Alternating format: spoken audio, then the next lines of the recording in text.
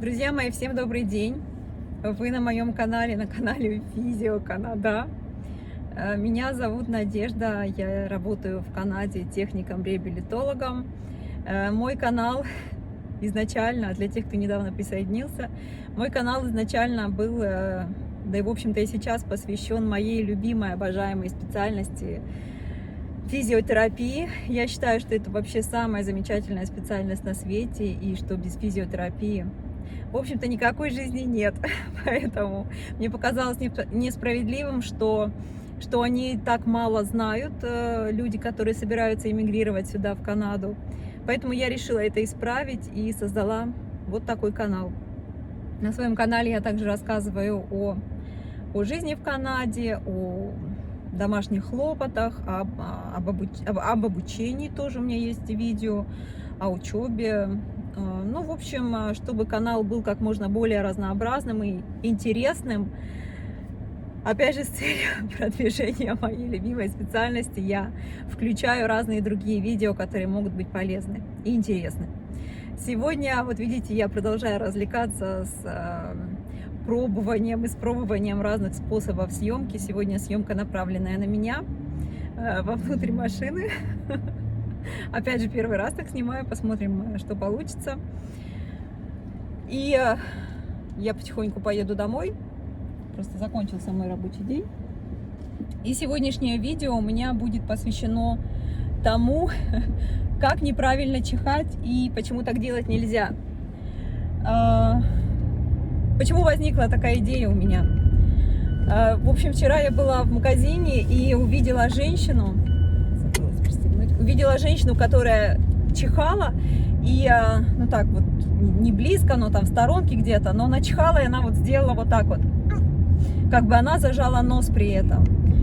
Я как бы не часто это вижу, но все равно, наверное, это как бы довольно распространенное явление, когда человек чихает и когда он зажимает нос.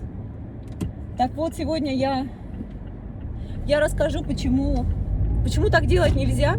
Я, кстати, тоже этого не знала, и я об этом узнала только когда училась в колледже.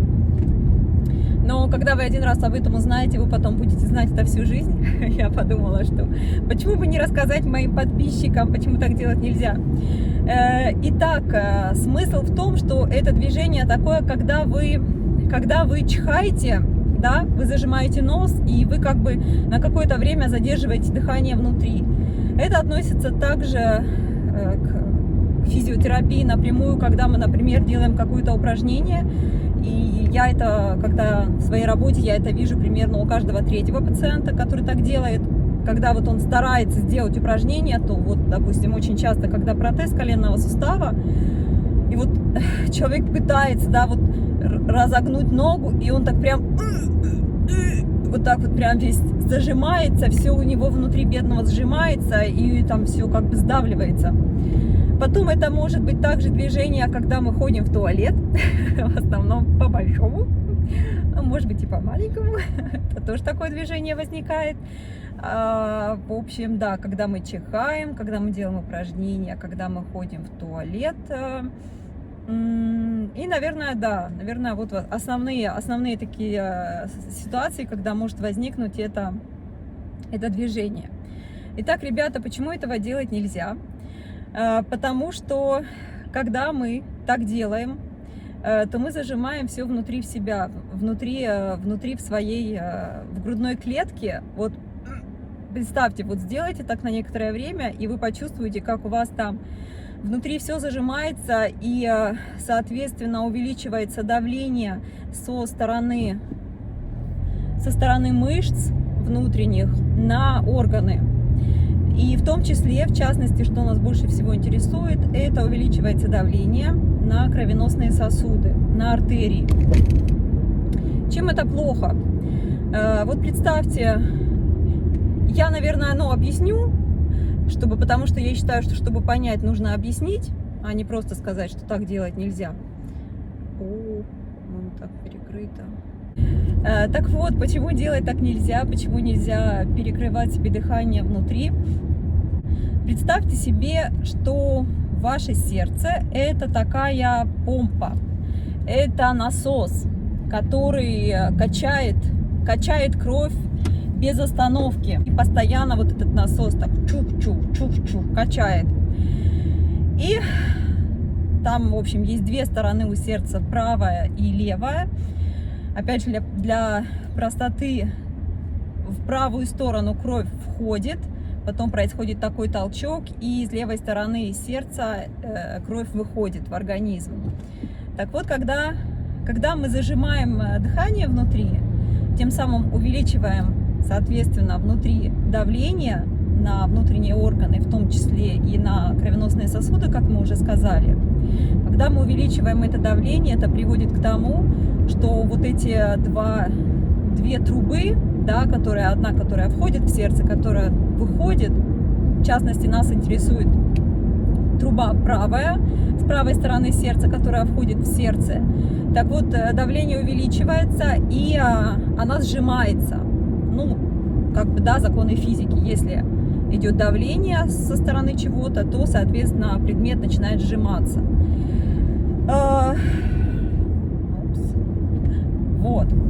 И когда происходит сжимание этой трубы, да, по которой поступает кровь в сердце, сердце, оно недополучает кровь. И, соответственно, если оно недополучило кровь, то оно и выбросит этой крови тоже меньше. Соответственно, что происходит? Происходит снижение поступления крови в органы, в том числе и в головной мозг. Это может привести к тому, когда недостаточно крови в головном мозге, это может привести к тому, что у нас возникает такое ощущение, как будто мы теряем сознание, либо появляются такие мелкие крапинки перед глазами, либо... Что еще может быть? Ну, там такое слабое состояние. Это может быть ничего страшного для людей, которые молодые, ну, как, допустим, я, например, может быть, для меня это ничего страшного, если я так сделаю там несколько раз. Но для пожилых людей это все-таки не очень хорошо считается, потому что это приводит к увеличению нагрузки на сосуды, по сути.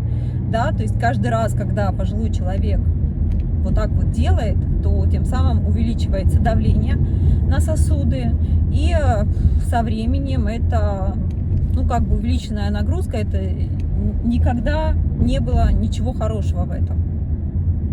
Поэтому так делать у нас не рекомендуется.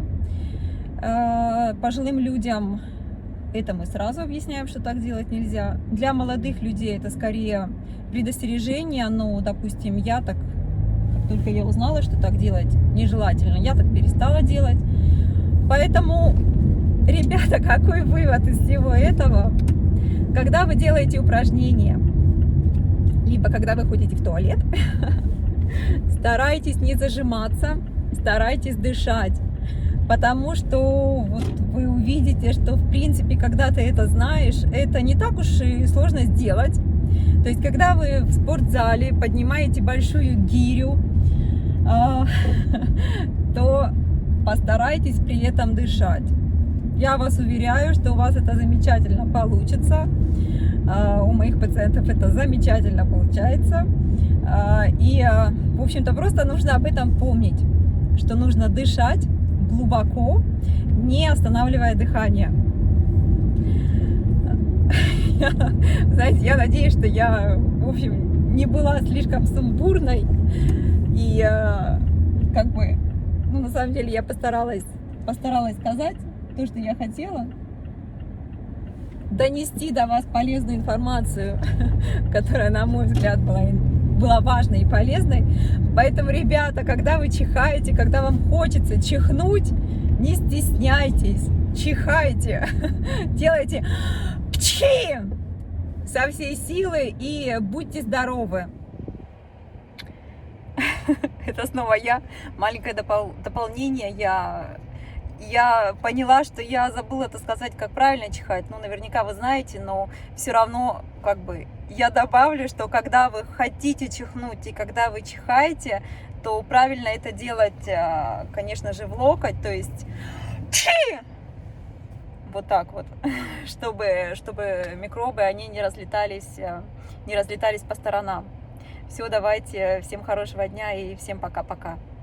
До следующих видео. Ну, если вы стесняетесь, если, может быть, какая-то ситуация не очень подходящая для чихания, то просто вот так вот пальчик зажмите нос себе пальчиком, и тем самым как бы рефлекс, вы подавите рефлекс чихания. Ну, я, например, так никогда не делаю, я чихаю с удовольствием и чихаю громко. Чего и вам желаю. Всем желаю хорошего, замечательного дня. У нас наконец-таки наступило лето, похоже. Солнце просто жарит сегодня.